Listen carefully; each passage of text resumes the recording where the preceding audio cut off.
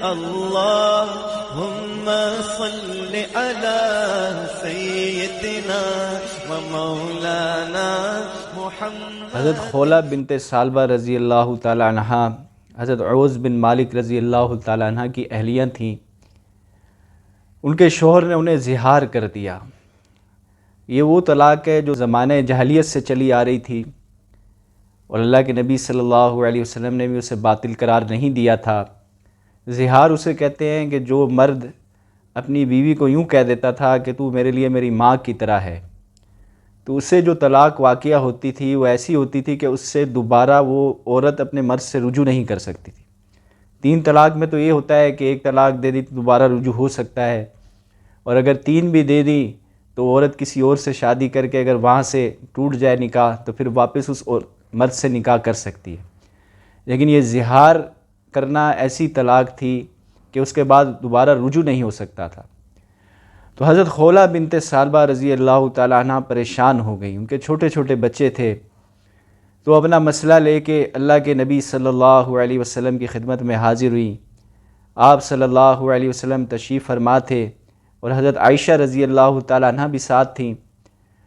وہ آپ صلی اللہ علیہ وسلم کے بالوں پہ تیل لگا رہی تھیں، کنگھا کر رہی تھیں۔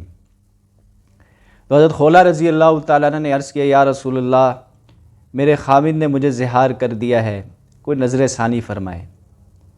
یعنی ان کا مقصد یہ تھا کہ بھئی میرے چھوٹے چھوٹے بچے ہیں تو کسی طریقے سے یہ معاملہ حل ہو جائے۔ تو حضور علیہ السلام نے فرمایا کہ خولہ طلاق ہو گئی، تو اس پہ حرام ہو گئی۔ اب حضرت خولہ رضی اللہ تعالیٰ عنہ نے پھر حضور علیہ السلام کو قائل کرنے کی کوشش کی اور عرض کیا، یا رسول اللہ، میں کہاں جاؤں گی اس حالت میں، میرے چھوٹے چھوٹے بچے ہیں۔ تو آپ علیہ السلام نے پھر ارشاد فرمایا کہ خولہ طلاق ہو گئی۔ تو حضرت خولہ رضی اللہ تعالیٰ عنہ نے پھر تیسری بار درخواست کی۔ تیسری بار پیارے نبی صلی اللہ علیہ وسلم نے سکوت فرمایا کہ اب باندھ تو رہی نہیں ہے، لہٰذا سکوت فرمایا۔ تو حضرت خولہ رضی اللہ تعالیٰ عنہ نے دیکھا کہ آپ علیہ السلام اب کچھ نہیں ارشاد فرما رہے، تو انہوں نے کہا، اچھا میں اپنے رب سے بات کرتی ہوں۔ اور وہیں کھڑے ہو کے حضرت خولہ بنت ثعلبہ رضی اللہ تعالیٰ عنہ نے اپنے رب کو پکارنا شروع کیا، ہاتھ اٹھائے اور اللہ کے سامنے گریہ و زاری شروع کر دی۔ اب رو رو کے اللہ سے مانگنے کہ اے اللہ، میرے چھوٹے چھوٹے بچے ہیں، اگر میں ان کو خاوند کے پاس چھوڑتی ہوں تو ان کی تربیت کون کرے گا؟ تربیت تو ماں کے ذمے ہوتی ہے، اور اگر اپنے پاس رکھتی ہوں تو ان کو روٹی کہاں سے کھلاؤں گی؟ اور میرے والدین کا انتقال ہو چکا ہے، میں ان کو کہاں لے کے جاؤں؟ اب اللہ کے سامنے فریاد کر رہی ہیں، رو رہی ہیں۔ اب دیکھیں دعا کی طاقت، دیکھیں کہ دعا کے اندر اللہ پاک نے کتنی طاقت رکھی ہے، اور صحابہ کا اللہ پاک جل شانہ سے کیسا تعلق تھا، کیسی محبت تھی کہ دعا کے ذریعے سے اپنا مسئلہ کھڑے کھڑے حل کرا لیا۔ اب وہ دعا مانگ رہی تھی تو اللہ کے نبی صلی اللہ علیہ وسلم پر وحی نازل ہوئی۔ تو حضرت عائشہ رضی اللہ تعالیٰ عنہ نے انہیں آواز دی کہ خولہ وحی نازل ہو رہی ہے، چپ ہو جاؤ۔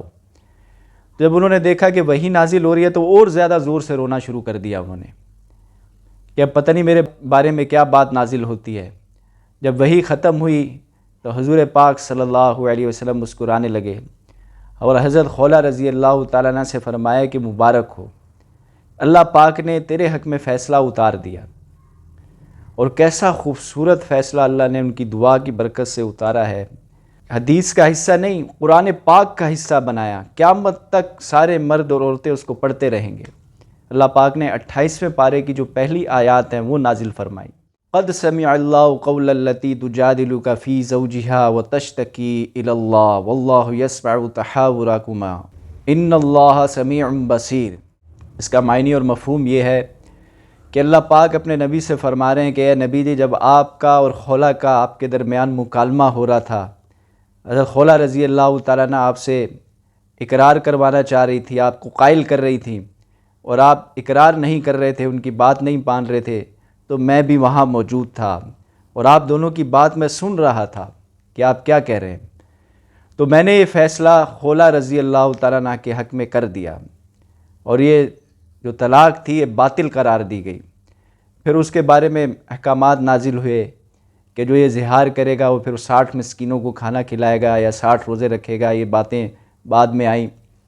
تو کہنے کا مقصد یہ ہے کہ حضرت خولہ رضی اللہ تعالیٰ عنہ کا کیسا یعنی اللہ سے تعلق تھا کہ دعا کی کڑے کڑے دعا کی گریہ و زاری کی دعا کے اندر عاجزی ہے، عاجزی اختیار کرنا ہے، گریہ و زاری اختیار کرنا ہے، رونا ہے، اللہ پاک کو احکامات نہیں سنانے۔ ہم دعا کیسے کرتے ہیں؟ ہم اللہ کو حکم سناتے ہیں، یا اللہ یوں کر دے، یا اللہ یوں کر دے۔